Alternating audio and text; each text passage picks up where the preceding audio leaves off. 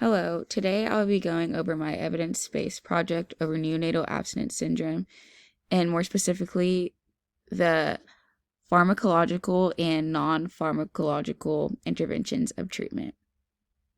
So starting off, neonatal abstinence syndrome, for short, NAS, is a group of withdrawal symptoms in infants caused by opioids mothers took while pregnant.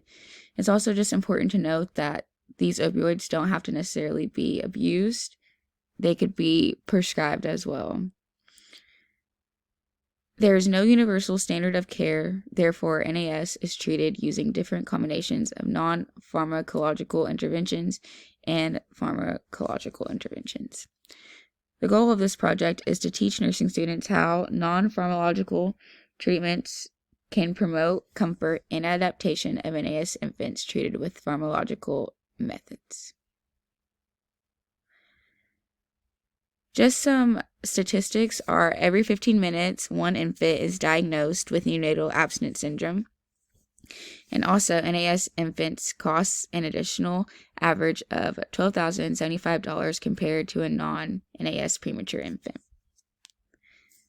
So when reviewing the literature, it was found that non-pharmacological and pharmacological interventions are used to treat NAS. Pharmacological interventions include methadone, clonidine, and phenobarbital. Non-pharmacological interventions include breastfeeding, rooming in, infant massage, acupuncture, as well as skin-to-skin contact. So for my research proposal, an evidence-based project will be used to evaluate and teach nursing students the importance of using non-pharmacological treatment for NAS infants.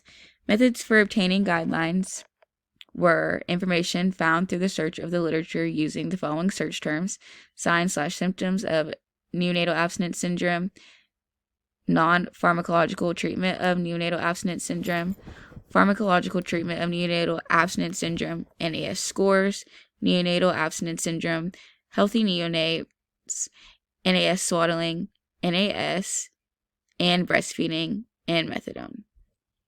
Resources are the access to nursing students willing to learn about NAS or the nursing students that are going into the neonatal field of nursing. Conclusion.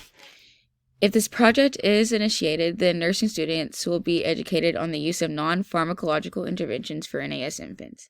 These students could then enter the nursing field with this knowledge, implement the teachings, and in result, promote NAS infants' comfort as well as NAS infant adaptation.